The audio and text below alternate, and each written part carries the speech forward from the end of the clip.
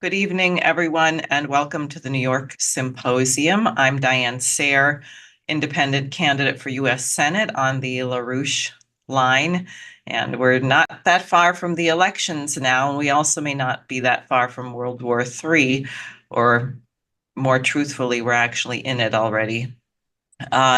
So we're going to be talking tonight about the situation in North Carolina, how the United States has responded to such disasters in the past under sane leadership or when you actually had a functioning president, and also contrast that a little bit to what has to be on the minds of people and what my running mate Jose Vega brought up in a forum with Paul Krugman, the brilliant economist who was talking about how well everyone's doing.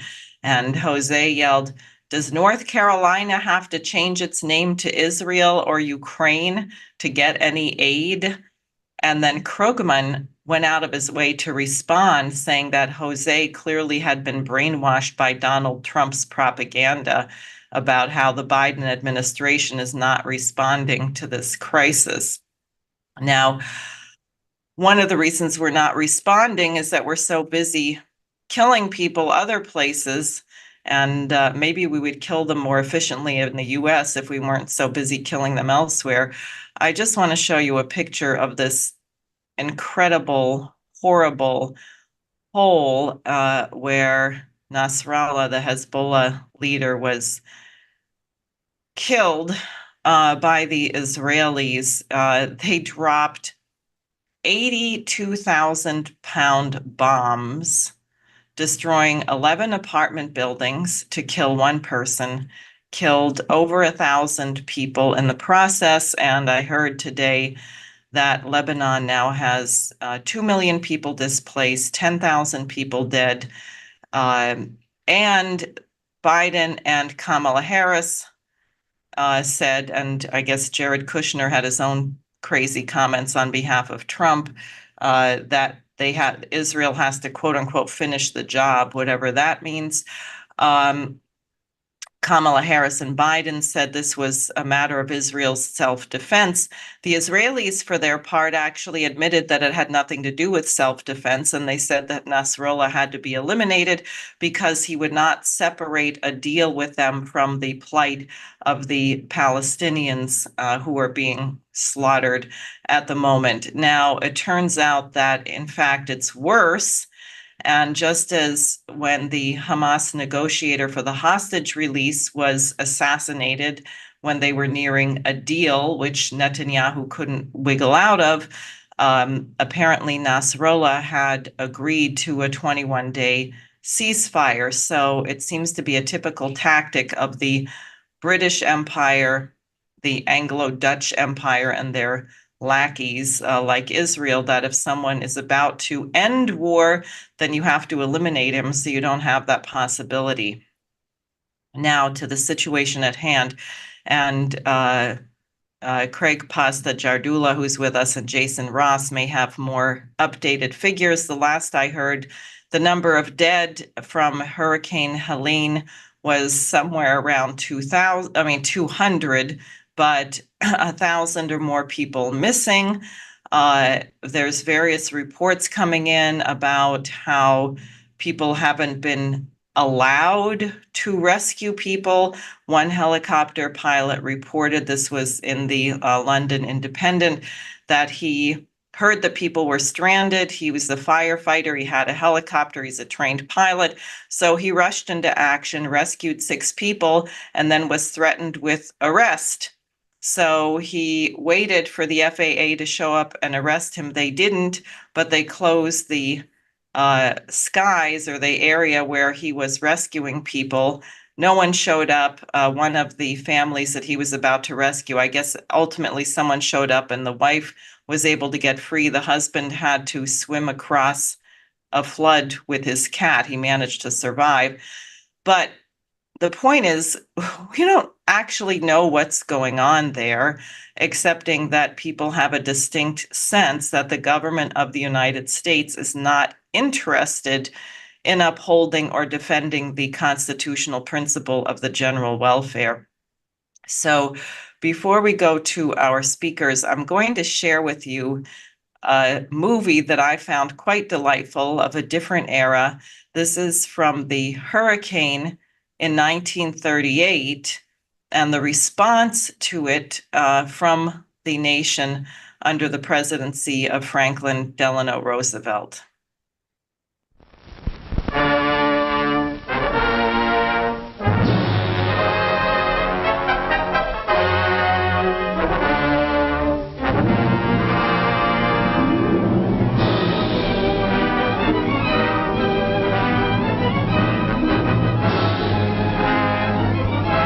Of all the signals of the sea, none turned the faces of hardy sailors more grim than the flags that spell hurricane warning. One morning late in September 1938, the dread signal swung aloft along the Florida coast.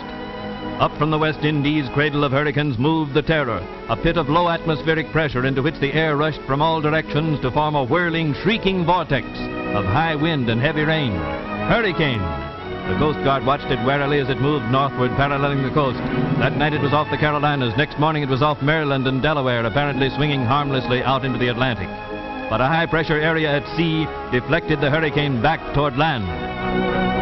September 21st, in mid-afternoon, this tropical terror struck, swept over outer Long Island, swept into thickly settled, highly developed New England, struck with winds roaring 100, 150, almost 200 miles an hour. Tidal waves 30 to 40 feet high struck a section unprepared.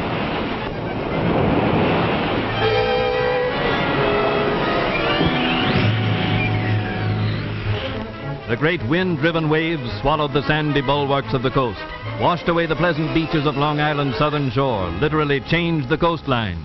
Bridges joining islands to the mainland were destroyed almost instantly. Men risked almost certain death trying to swim to their isolated homes, and the Coast Guard restrained them when it could.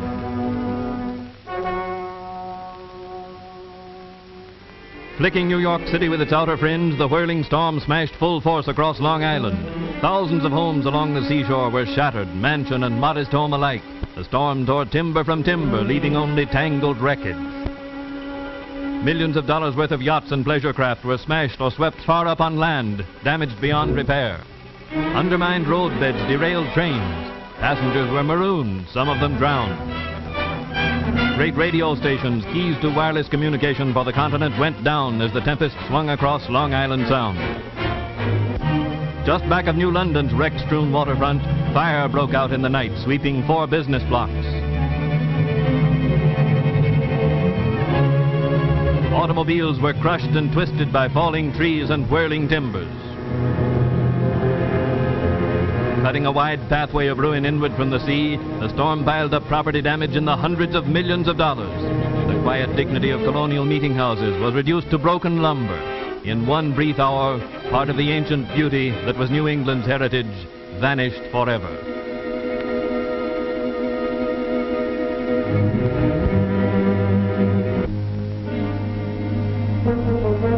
One of the structures which stood out the storm unharmed is this bathhouse at Scarborough Beach, Rhode Island, built by WPA. Even ocean-going vessels were tossed ashore by mountainous waves flying before the hurricane. Rugged buildings which had stood for decades along the stormy coast collapsed. Northward the tempest swept across Connecticut and Rhode Island, across Massachusetts, into Vermont and New Hampshire, and on to Canada. With communication cut off, the full extent of the disaster was unknown for days. The nation waited fearfully for meager bulletins bearing sad tidings. On the watersheds of New England, the storm brought new torrents to rivers already gorged after 3 days' downpour. And so flood was added to the burden of the hurricane.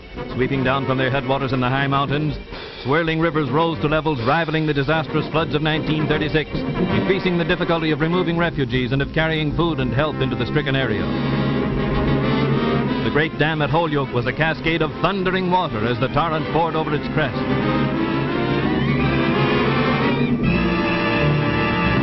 Hartford was one of several cities along the banks of the Connecticut River to be partially inundated by rising waters. An immediate result of the storm was the complete disruption of transportation. Bridges were washed out, roads were blocked. Beneath the water in this low-lying underpass are an automobile and the bodies of its 2 occupants who were trapped. How to get necessary food and medical supplies into the storm zone became a major question. But local relief agencies went into action at once, and the task of rescue began. Neighbor hurried to assist neighbor. Private citizens volunteered to aid police, civic agencies, and the Red Cross. All available boats were drafted into service. Family after family was rescued when rising waters threatened their brief security. True to their tradition of valiant service, the Coast Guard met the emergency with swift action. From the coastal islands, some of which were completely swept by gigantic waves, Coast Guard boats brought survivors to safety. Further inland, armies of workers from private relief agencies, from nearby WPA and NYA projects, from CCC camps, as well as men recruited from every branch of the military and naval services, erected sandbag barriers to halt the rising waters. These were temporary expedients, but elsewhere the rivers were held in check by flood control projects completed by the WPA since the Great Flood of 1936. On the Nashua River at Fitchburg and on the Connecticut River at West Springfield, these new structures proved their value beyond question. In 3 days, an army of 110,000 WPA workers had been shifted to emergency storm and flood duty. Every little man with a pick on this map represents 1,000 workers of the WPA. Manpower turning from regular public improvements and services into the breach in time of dire need. Where tracks remained to carry trains, thousands of these workers came by rail. Shock troops of disaster, someone has called them, because so many times in recent years they have provided the human sinews for great tasks of reconstruction. As the work of salvage began, sailors from Navy yards and soldiers from Army posts aided civilian police in maintaining order. Part of the army of WPA men worked feverishly, helping to locate those trapped or lying dead beneath fallen debris. One man was found alive under 8 feet of wreckage 40 hours after the storm had passed. As New England rallied to the worst disaster of its history, WPA Administrator Harry Hopkins flew from California to Providence, the only transportation in the stricken area. He made a quick tour of the ravaged area to plan with New England leaders the task of cleaning up, as well as the 6-month job of rebuilding public facilities. Administrator Hopkins met with the governors of the storm-torn states, pledging the help of the federal government. Women workers of the WPA, along with the Red Cross, provided comfort for thousands of refugees. At Chicopee, Massachusetts, in an infirmary also built by relief workers, they cared for families left homeless by the storm and provided nourishing meals for children whose own homes had not yet been made habitable. Sewing rooms like this one prepared warm, dry clothes for all the needy. Every emergency unit, local and federal, swung into action to distribute food to the hungry. Trucks were commandeered to deliver food, clothing, and surplus commodities to the entire population in the hurricane district. Food centers throughout the stricken area supplied families with provisions which could not be obtained elsewhere. Convenience centers were set up for the distribution of clothes donated by the Red Cross and those made in the WPA sewing rooms. Many of these badly needed garments were shipped from the sewing rooms of neighboring states outside of the hurricane district. Warm clothing helped to check the danger of serious illness.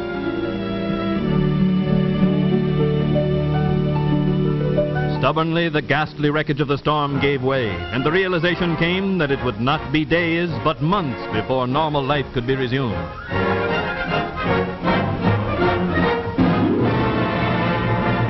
Women clung pathetically to their household treasures. Men did the heavier work and tried to save what they could.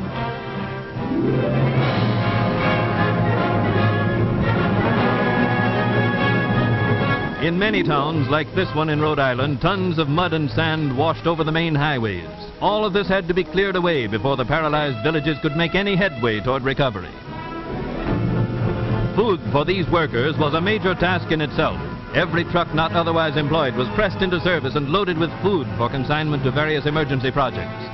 These groups of men working shoulder to shoulder were gathered from every sort of work project, and they stopped their grueling labor only long enough to refuel their systems with sandwiches and coffee.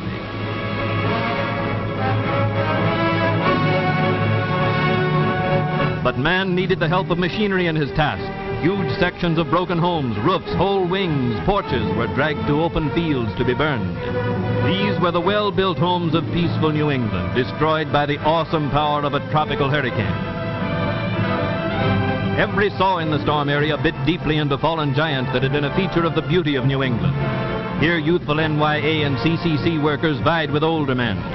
Trees were down everywhere, across streets, on telephone and telegraph wires, on houses, and New England could not get going again until they were cleared away.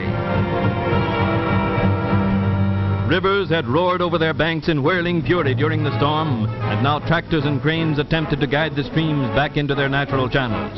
Along the Mohawk Trail in Massachusetts, whole sections of roadbed were washed into the streams below. Workers piled hundreds of tons of dirt into trucks and filled in the danger spots. All over New England were thousands of emergency repairs to be made. Public facilities which must be restored for a resumption of normal living by all the people. A job for manpower. A job's more for the WPA's shock troops of disaster. New England saw them in 1936 fighting flood, just as the people along the Ohio River and the Mississippi saw them in 1937. The call may come from a great drought on the plains or a raging fire in the timberlands. Wherever there is trouble on a heroic scale, there you will find this peaceful army recruited from the ranks of the unemployed, working hard and well with the other agencies of mercy.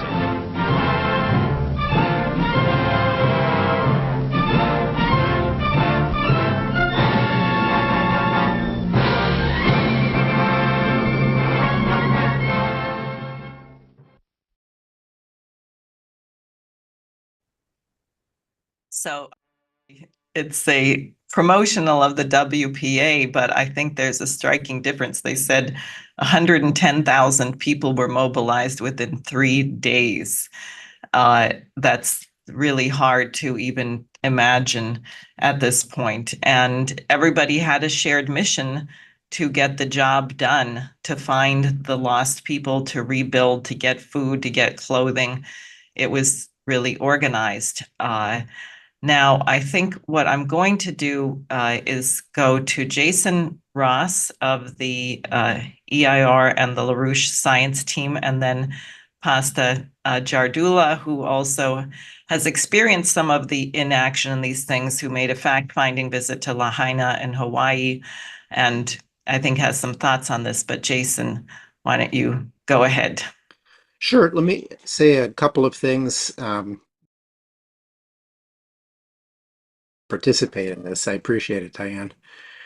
I wanted to say a bit about the current hurricane that we're dealing with, and then take a step back in history to talk about one of the biggest projects done to prevent flooding, the Tennessee Valley Authority, and the impact that it had on the Three Gorges Dam, and then how the environmentalist movement has made it almost impossible to improve nature, and rather to preserve things in whatever state they're in, even if they're not that great. So the hurricane that just struck the United States, 40 trillion gallons of water fell. This is equivalent to 600 days of Niagara Falls, that flow. If you spread it out just across North Carolina, it would be over a yard of water across the entire state. So in some areas in Western North Carolina, the level of rainfall was, like once in a millennium or several millennia. Enormous levels of water, enormous levels of devastation. In Western North Carolina right now, there are 91 water systems still on a boil advisory. So if you get water coming out of your tap, you need to boil it before you can drink it. 49 water systems say they don't have power. 43 water systems, get this, don't have water. 200,000 people are still without electricity, and hundreds of roads are still closed.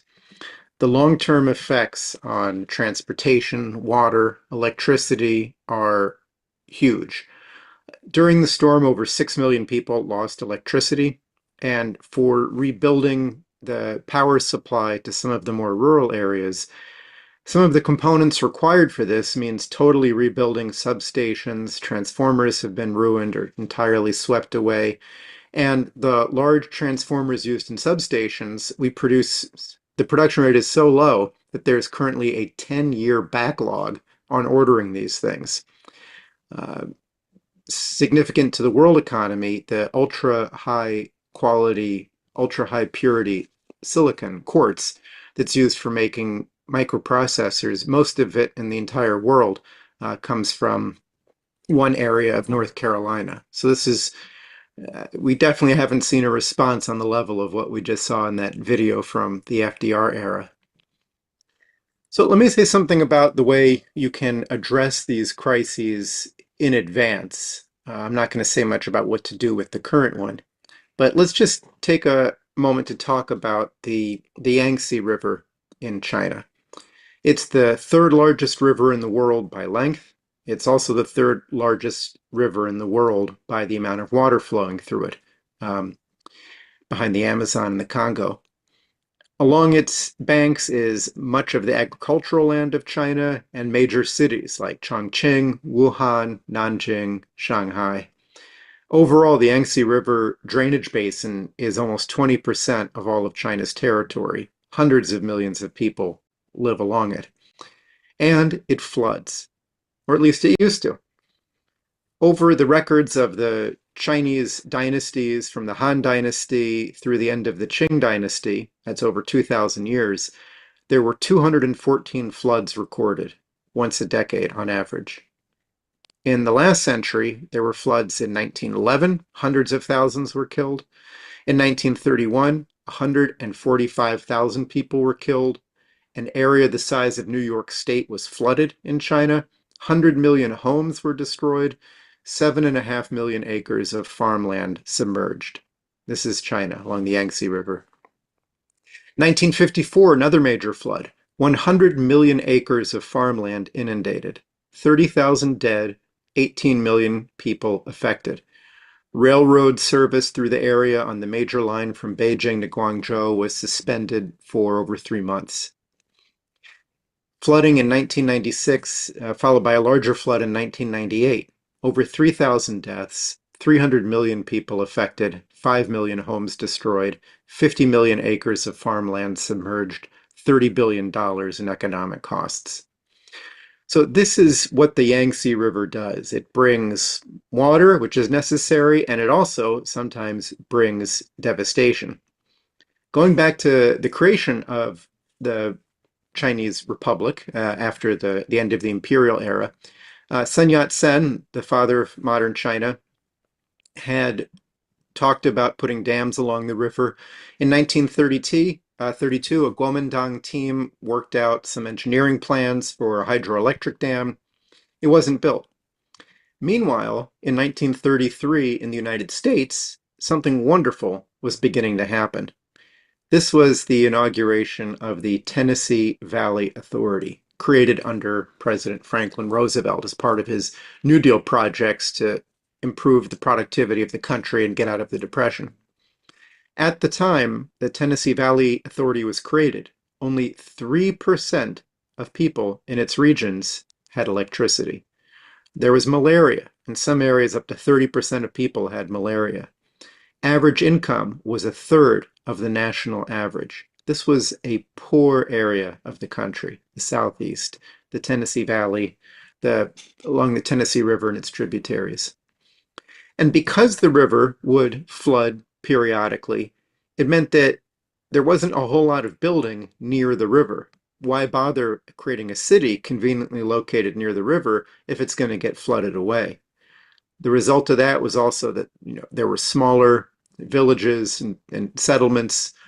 People were more spread out, disconnected from each other. What the Tennessee Valley Authority did was phenomenal.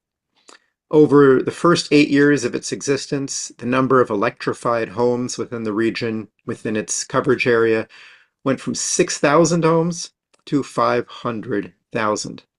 And a lot of these homes, this wasn't just somebody having a nice time at home after work. These are farming households. So the electricity was also available to improve the productivity of their production as well. In making room for the new reservoirs and lakes, 15,000 families were moved, 19,000 graves were transferred, 180 churches, 170 schools were moved. It was big. And the really big breakthrough of the Tennessee Valley Authority was that it was multi-purpose. The dams were not just for flood control.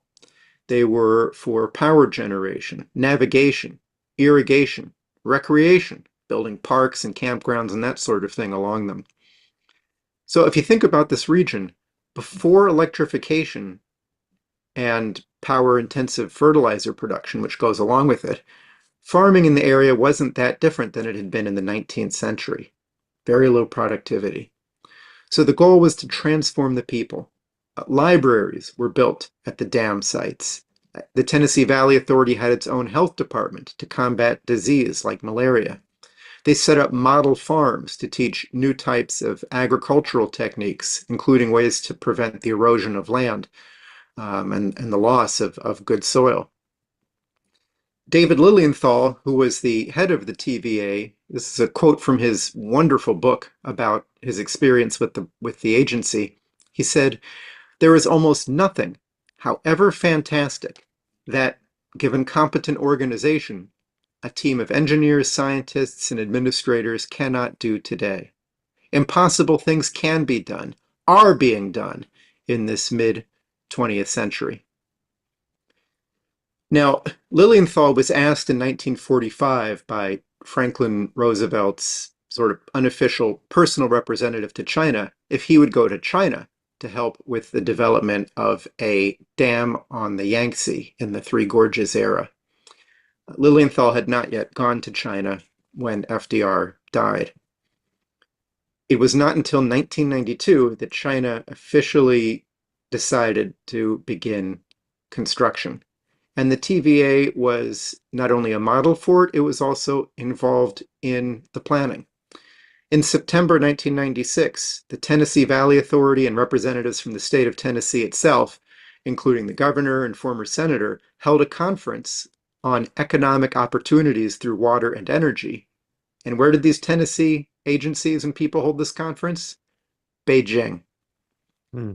While they were there, the Tennessee Valley Authority signed agreements to help review plans for other tributaries of the Yangtze. Back in 1944, one of the men who designed many of the dams in the TVA, and also the Hoover Dam, he went to China to help scout out where the dam ought to be built. So in 1992, China's National People's Congress says, we're going to do it, we're going to build this. Meanwhile, in the United States by this point, we had an environmentalist movement, so-called environmentalist movement, that opposed dams or really any improvement in nature. The World Bank, very similarly. There were 100 World Bank experts involved in the mid-1980s and working with China on working out this project. But when construction began, the World Bank invested zero, saying it was better to work on more appropriate technologies, which is a disgusting phrase. In 1993, environmental activist groups in the United States sued the Army Corps of Engineers and the Bureau of Reclamation, saying, "Stop helping the Chinese plan out the Three Gorges Dam. You'll flood the habitats of a dozen endangered species." One of the commissioners of the Bureau of Reclamation said, quote, "There's no more visible symbol in the world of what we're trying to move away from than the Three Gorges Dam." 1992, Congress said that anything the Export-Import Bank of the US would be involved in had to have an environmental impact review. So the Exim Bank wasn't involved at all. This is a quote from Senator Frank Murkowski from Alaska. He said, "The US Exim Bank's refusal to consider Three Gorges due to environmental concerns is ludicrous."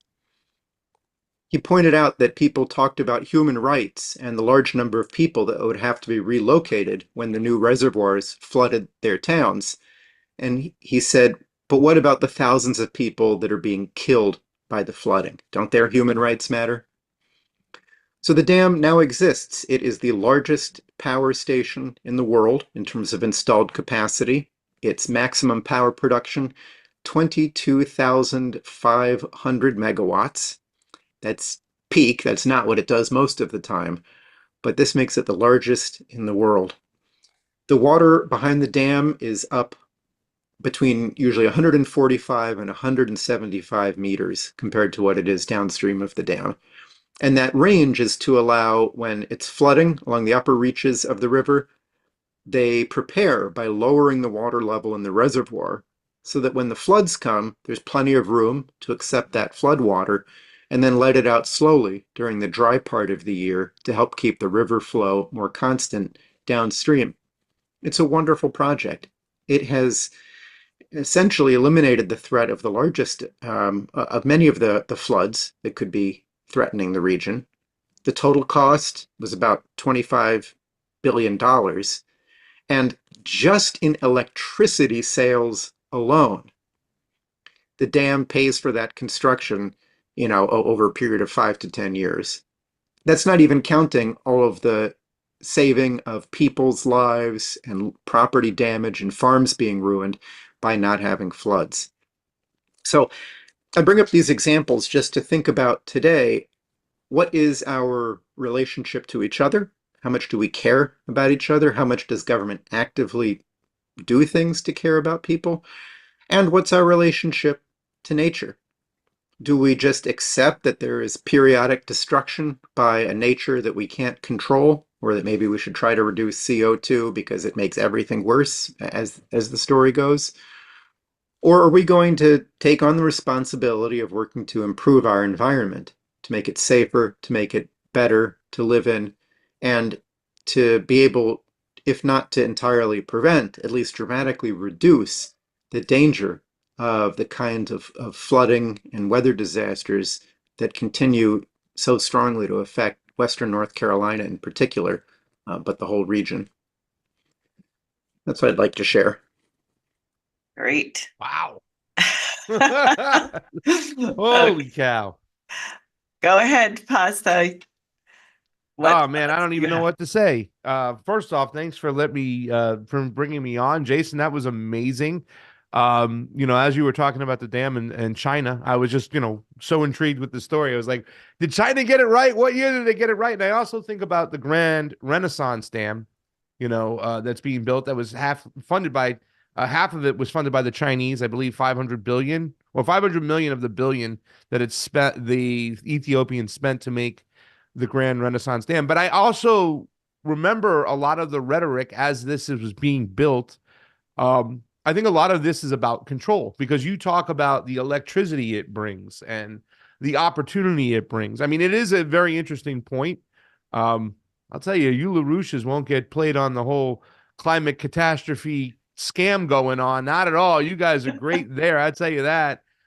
Because I think that's, when the West and the people on the left think about oil or energy or how we obtain it, they think about drilling and polluting and whatnot. They don't realize that it could be, warmth for grandma that lives in a third world country, or lights for kids at a school to read, whatnot, a working economy. They don't have a level-headed approach. We don't have serious conversations on what we can do and what should be done. I often think of it when I was listening to your story there, and we see what's going on right now in South Carolina. I think a lot has to do with control, right? Like people who want to control the masses and want to control energy. I believe this whole move to electric stove was more about control and not about the environment. They want to be able to flick a switch and be able to turn off and on when you can use power. They want to have a say so.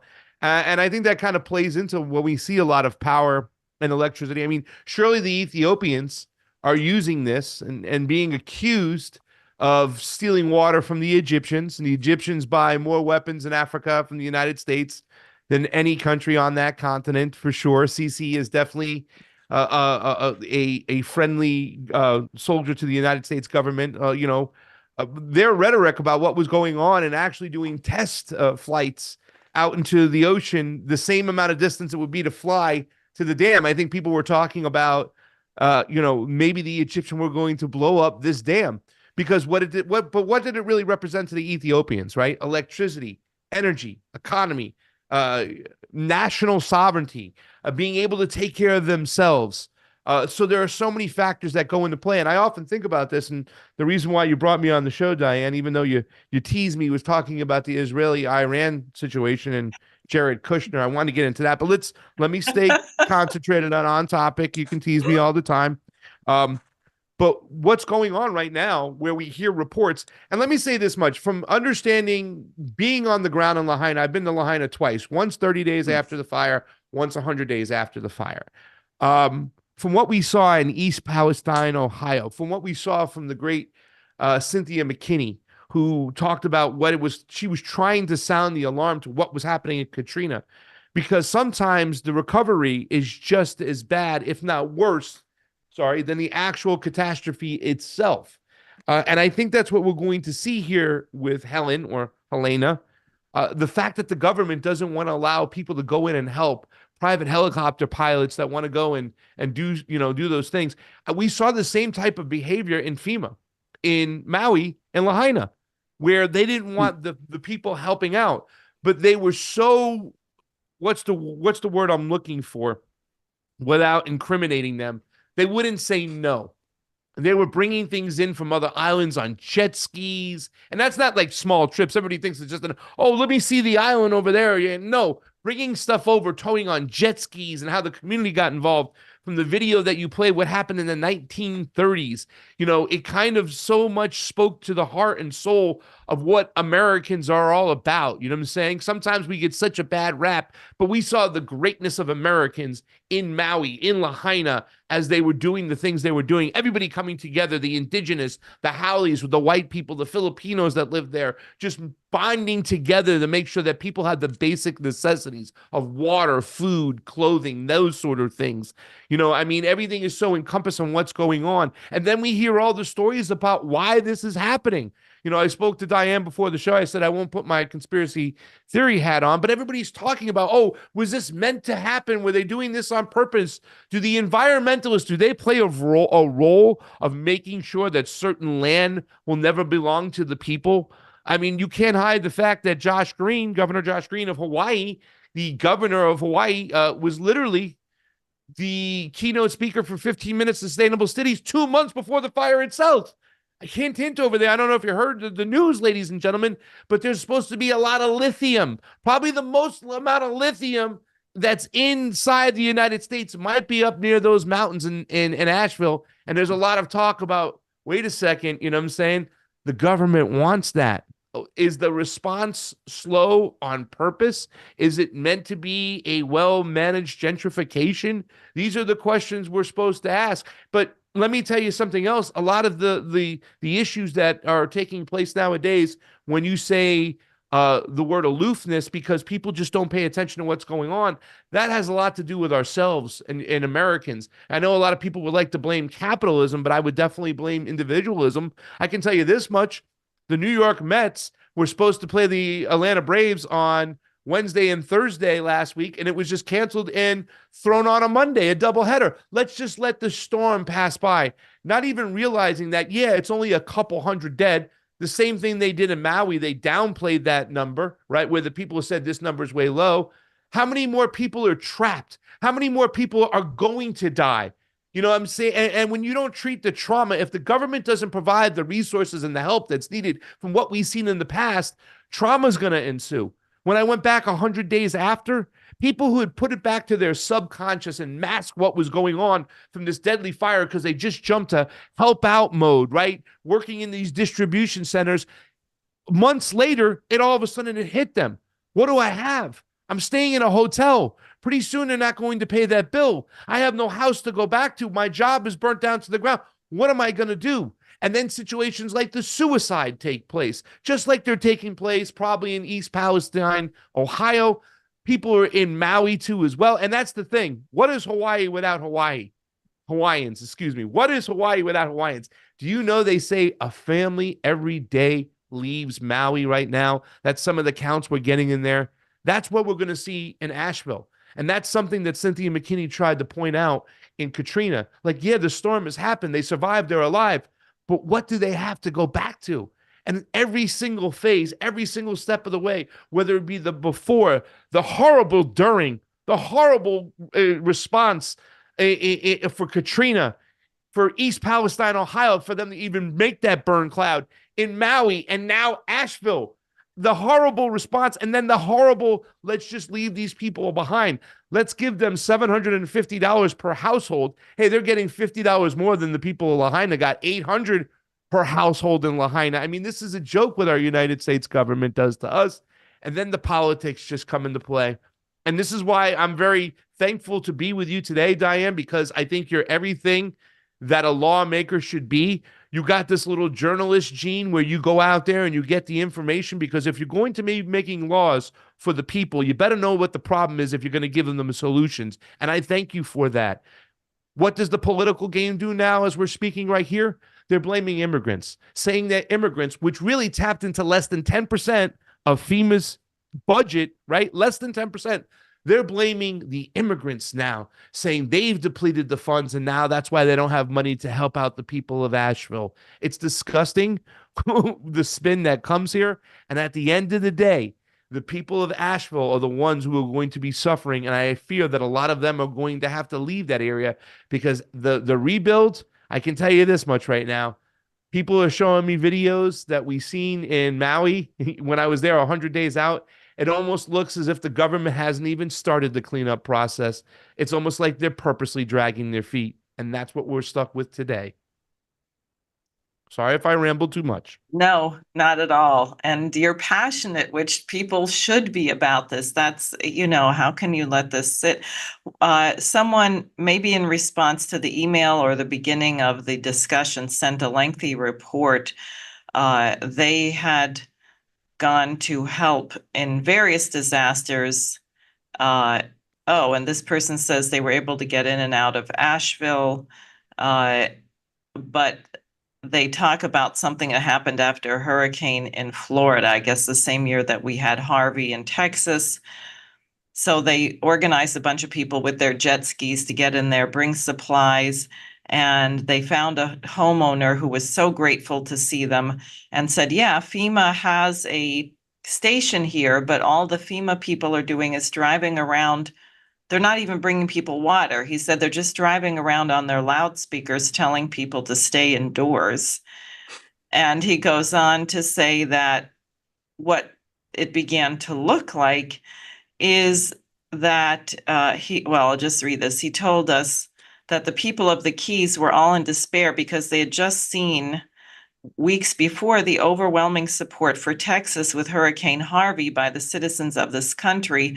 He and his neighbors on all the Keys felt like Americans had forgotten about them completely. They didn't know that Americans were being prevented from going in to help. And it goes on to say he somehow got on a radio station to try and let people know. And then goes on to talk about the companies, because I guess you have all these private companies. It's like our privatized military. People want to get the contract. So there's a lot of money to be made by agencies that supposedly specialize in this. I mean, we see this in New York City, speaking about the private companies and the migrant crisis. This company, DocGo, I think it's called, it just got started. It has no experience with healthcare, no experience with food preparation, no experience with anything. It got a multi-$100 million no-bid contract to supply healthcare and food to the migrants, right? So and then they were trying to get a federal contract. It wasn't enough that they just got the money from the city, but to get a federal plan that they would do this. So it's really sick. I mean, frankly, satanic, I would say, because I can't imagine how a human being would be happy to enrich themselves over literally the dead bodies of other human beings, but we see it all over the place. And I will just add that, people say, oh, we can't do anything here because we're helping all these people. No, we are killing people overseas. We are destroying the lives of the migrants. And guess what? We're treating the American people the same way we're treating everybody else. It's consistent.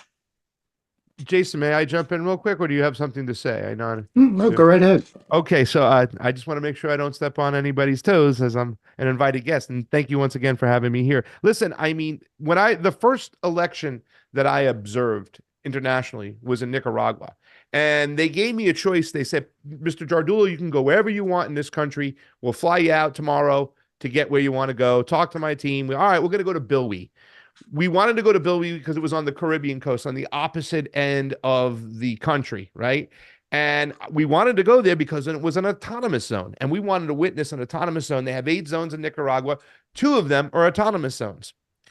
As long as there are rich people out there that can make a buck off the bodies of dead people, whether it be war or a money laundering scheme with some type of contract inside the states, they're going to do it, right? This company you're talking about right now, it seems like once again, it's another part of a, a buddy, you scratch my back, I'll scratch yours.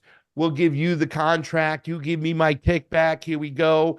Who cares if they're incompetent? And then what we see a lot of what's going on is a FEMA organization, a government and organization, in which I think not only do they want to demonize them for giving money to blame immigrants, but probably a lot of conservatives and definitely a lot of conservative leaning libertarians would rather just see it go away, get rid of it. The only problem is what are you going to have in place when something like this goes down? When I did end up going to the Caribbean coast, I was able to see an election and something else I can say, Diane, Jason, right? Hey, listen, you guys know me. We could actually have a fair election in one day and get the right representatives in play. It would really benefit you because in a fair election, I don't think that you'd see the numbers we'll see this November and what we saw last election day. Don't want to talk too much. Don't want to get too much there. Okay, but it can be done, right? We can see that. Also, hurricane relief from the government could be done quick, could be done effectively. In Bilwi, the autonomous zone, they would pick their own lawyers, they would make their own laws, their own rules. They would have some forms of construct from the government, obviously, when they're working with them, but the central government would only come into play for infrastructure problems and disaster relief. Hurricanes on the Caribbean coast that would hit all the time in Nicaragua. And I asked the mayor of the town in Bilwi, who actually owned the restaurant, who served me this beautiful lobster la plancha, which is a beautiful rock lobster on this wooden plank. It was amazing. And I was a vegan before I went there, and that was the end of my vegan days because that's what a rock lobster pulled out of the water will do to you. But I asked him, I said, how is the central government coming in for disaster reliefs? And he said, we had a hurricane 6 months ago, and he was showing me pictures on his phone of the federal government coming in. They didn't lose any lives, and half their town got destroyed. Right? They had the government an effective government for and by the people that is well managed, can work effectively for the benefit of the people and also use the power and the love and the strength of the people of the neighbors by as well. I think when you have situations like this, you'll see some of the greatest spirit of Americans that still does exist nowadays. Yes, I mentioned there's a lot of individualism and we're all consumed with bread and circuses, whether it be a baseball game or a reality TV show. And, we're so consumed nowadays just trying to put a roof over our head and food on the table that we'll forget about our neighbors and stuff. But I still believe there's a lot of that spirit there. But more than anything else, I believe in effective government with good, fair elections. So we have the ability to hire the right people and fire the wrong people. Can work. If they can do it in Nicaragua, we can do it here. So yeah, you might want to get rid of it. It might not be acting well. You even see Elon Musk on Twitter bagging on FEMA right now. And there's a lot of deserved bagging necessary for them. Remember who George W. Bush hired? Brownie, Brownie never had any experience in disaster relief before that. He was an equestrian horse, showcase person before he was hired. The nepotism is the problem. The buddy system is the problem. The captured government is the problem. Every single type of money that can be funded out by the government nowadays, unfortunately, has been captured. And we're not getting the best people. We're not getting our aces in places. And once again, at the end of the day, it's the people. We, the people, who are going to suffer. But we need to start looking up at the government and stop blaming everything on immigrants and communism. It's getting ridiculous nowadays. We need some serious nuanced conversations and talks right here. And we could fix this and get it right if we had the will to do so. Mm-hmm. I think the way people get focused on things that just aren't the issue as a way of just directing attention away from what the real problem is. I mean, the fact that we've got a system where the government seems essentially in the service of Wall Street rather than the American people, Wall Street, etc. You say, well, how do you tolerate something like that? How does that come into play? And if you end up looking for solutions in other places, so you say, oh no, the real big problem is the environment. We got to, that's what's driving everything. Or, the real biggest problem driving everything is racism. That's the thing, we got to take that on. Don't worry about the other things. You got to focus on the biggest problems. And I think that what we saw in that video from Diane and Hopefully what I shared about the TVA goes to show what you can do, or what you had described in Nicaragua, what you experienced there, what a government really can do. And, I'd actually like to know from Diane, what your thoughts are about, in the New Deal, Roosevelt created the Civilian Conservation Corps, and that was particularly focused on young men, young single men without necessarily a lot of skills, and then being brought into things like forestry and building campgrounds and some small infrastructure projects. The Works Progress Administration, which put people to work doing everything from repairing library books to building facilities and so forth. I mean, what could we be doing right now with a bunch of Dianes in the Senate? Well, we Getting definitely out of wars, that's for sure. That's right. And we definitely need more than one. I did one interview and they said, well, what will you do when you get into the Senate? And I said, I'll be probably running down the hall trying not to get beaten with a baseball bat. And then they offered to be my bodyguard. But seriously, you know, it's what you said, great projects, because what inspires people is when you take a really bold mission that you may not even be able to accomplish in your current configuration. And the beauty of that is then people have to change. LaRouche gave this example of the moral collapse of the American people, and I think it's a very good one, and people should think about it. He said, think about the response of the American people to President John F. Kennedy when he said, we are going to land a man on the moon and return him safely to Earth within this decade. And people didn't say, forget it. I'd rather, whatever, learn how to ride a unicycle or something. They got inspired and they mobilized. And also that program, for people who've seen the film Hidden Figures, well, guess what? It happened to be the case that there were some extremely brilliant African American women who were the best at figuring out the calculations that were needed for the orbits, the landings, and so on. And since we had a mission in a time period, they said, well, this is where the talent is. These are the people we're going to hire. And there had to be certain changes made. But in other words, people were looking for the talent that their fellow citizens could bring to bear on the problem. Today, we need, and on the space analogy, I just want to say, if you said today to the American people, we need to establish a manned colony on Mars. And people would say, that's crazy. What a waste of money, as if you're going to spend money on Mars. I hate to tell you, there's no banks on Mars. We're spending a lot more money bailing out Wall Street crooks and Ukrainian dictators and things like that. Same Israeli dictators. But what would it do? Again, it would inspire, it would employ millions of people. It would cause people to say, gee, I really want to understand, what is our soil made of? What's involved in terraforming? And suddenly people would be driven to make all kinds of discoveries, and children would have a mission. One of the problems we're dealing with today is despair. We have had record drug overdose deaths in the last years in this country. What do people feel that their mission is?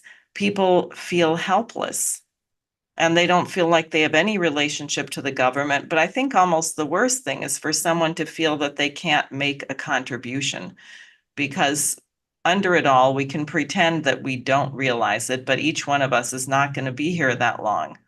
So the question is, what are we leaving? What are we giving to mankind? What are we doing that will leave a lasting impression so that our life meant something? And when you tell people, no, you're just a useless eater and you're exhaling too much CO2, no wonder everyone is dying of drug overdoses. Who wants to be in a world like that? So I think you have to have vision. We're going to have to sweep people in. We're going to have to take all of these poor, battered veterans that have been so abused by our forever war policy and allow them to help train younger people, a skilled workforce. I think we need a 43,000-mile high-speed rail network in this country. That's about how much rail we need to be building. I think we need, Jason, you'd have a better idea, but I've been saying 500 new nuclear power plants because I'd like to have a lot of energy so we can build these things. A modern healthcare system. I mean, there's an enormous amount that is needed. Imagine if second graders were given a task of designing new cities. What kind of things would they find themselves having to think about? And I think, with that kind of approach, the nation could change very quickly. The last thing I'll just say on this, because it makes me excited to think about it, but you have to have leadership that tells the truth. Francis Perkins described the inauguration of Franklin Roosevelt. And this was coming after Herbert Hoover, and people were really suffering. But he said, oh no, a chicken in every pot, everything was supposed to be fine. FDR comes in and he admits that there is a terrible crisis. And of course, people know the famous, we have nothing to fear but fear itself. But he also said there's nothing we're struck by that is like a God-given disaster. It wasn't a plague of locusts. It wasn't an earthquake. It's the financiers. He identified the problem. But she said she looked out into this massive crowd gathered on the Washington Mall, and she said every single person was crying. That you finally had a leader who told the truth, didn't sugarcoat it, said, this is where we are. We're going to roll up our sleeves. We're going to do something about it. And people were just overwhelmed with emotion that finally their lives meant something and they had someone who was going to do something about it. And I think that also shows that really in an instant, things can change direction. The physical result will not be different quickly, but the direction will change. And that means the attitude, the hope, the optimism will change. Well, number one, I'm an extra large. Please send me a Diane Sayre for Senate USA t-shirt. I want the 2024 one for sure. And can you imagine, Jason, Thomas Massey said everybody in Congress gets an AIPAC person assigned to them. Could you imagine the first day Diane in office and the AIPAC representative showing up and going, Miss Sayre, how you doing? I'm your AIPAC representative. You want to go for lunch? I mean, I can, but I mean, listen, what you just tapped in there so much, you're going to, the stuff that I'm so passionate about, we've talked about this before, is that, we often look at some of the libertarian values, and I've covered the libertarian, convention this year. I have a lot of libertarian friends. I consider myself a leftist libertarian, even though I've never ever joined the party, because we believe in so much of their values of believing in freedom of speech and protecting our civil liberties. And more importantly, the non-interventionist mentality, the Ron Paul mentality. But sometimes, we don't really jive so much with their, economics, right? Because for me, sometimes it just takes away what you just kind of represented so much. When you talk about some of these old school, the chicken in every pot, well, where did that chicken come from? It came from us in society working together to make sure that people are fed. And don't ask what you can do for you. Ask what you ask what you can do for your country. I don't want to mess it up, but talking about tapping into what we have also talked about before about central planning. Like, why can't we play well in the sandbox together? Why can't we do things as a society? Why can't the American people do that and tap into that old school good spirit? I believe we can do these things, and it does start at the top. It does start with honest people, lawmakers out there, real civil servants. That's where we get the ball rolling. I think often too many times, they hit that line, yeah, we got to save ourselves kind of thing. Yeah, we do, but there are people out there that can lead, and we can hire people to do the right job, and we certainly could fire people who do the wrong job. And this is why I'm an election integrity activist. It's not about the elections itself. It's about what comes from the right elections, from the fair elections, because I honestly believe the people who will participate in choosing the leaders and the lawmakers in our country are going to be hip to what's going on. They're going to see the BS for what it is, and the lies and the embezzlement. We're here today. We're talking about what's going on. When we said earlier in the show, when Jared Kushner says finish the job, What he's talking about, Miss Sarah, is the fact that, he's got some beachfront Trump suite apartments to put up there in Gaza. They got to finish that job. Let's not only forget, too, as well, they're not going to stop war, and they're preparing for every part of war. Taking Gaza is also another way for getting out more of the water for their desalination plants. People don't realize that they don't have a lot of access to a lot of water around them, and they don't have a lot of friends by just their actions alone. So they're planning on furthering their infrastructure and the gas deposits that are out there. When they say finish the job, this is all a money laundering scheme. And they don't care about life. They don't care about spilling blood of people of other countries. I mean, we're going on a week on Monday. October 7th is here of just the consistent. It's almost become the norm, guys, that little kids could be lying under buildings.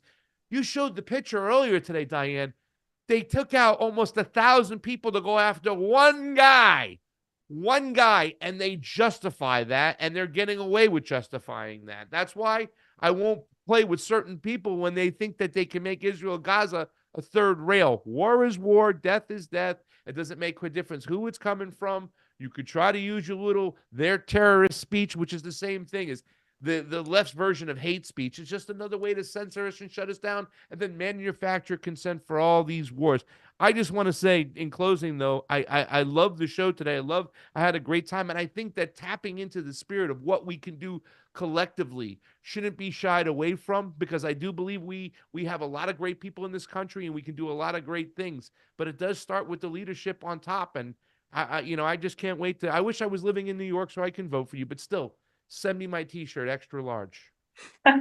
I will, absolutely. Jason, do you have closing thoughts you'd like to share? Just to sort of reemphasize or support what you had said, Diane, about taking on something that's impossible. I mean, setting an impossible goal is something that's worthwhile. If you think about what seems doable or what seems achievable right now, you are really limiting yourself. And I will say, Pasta's promotion of the election integrity, I mean, you mentioned Nicaragua. There's an awful lot of countries that run their elections pretty well compared to us. I mean, we really might be among the worst in the world in terms of confusion, taking forever to find out who actually won, insecurity. I mean, it's such a mess here. It's kind of astonishing. But having impossible things to go for and making the impossible possible. I mean, that's a job worth taking on. Yep. And speaking of that, my campaign and Jose Vega's campaign are organizing a peace rally indoors. It's a classical concert peace rally on October 26th. And we've selected a venue that holds well over 1,000 people, which we intend to fill. I know that Scott Ritter has said he will join us, Colonel Wilkerson, Garland Nixon, others, Helga Zepp-LaRouche will be on remotely. Ray McGovern will be on by video. I will finally get to play my trombone in public as part of the campaign process. So if you want to see that, you have to come in person. I will not live stream that part. Ah! You have to come in person. And we're forming a chorus, and the tickets are a suggested donation of $50 or more. And you can find that information at the Vega Sayre Peace Fund.org. And I would encourage everybody, donate to the fund, get to New York on October 26th. We have to do something to disrupt this trajectory that we are on. And it's not enough to just protest bad things. We also have to represent good things, as I think we did tonight fairly successfully, which makes me happy. And we're going to do it on the 26th. So thank you both. I hope I see you there, Pasta. And we'll work now on the trombone is going to get me. The trombone is going to like, now I'm looking at tickets for New York. Here we go. Good. Okay. Thank you so much.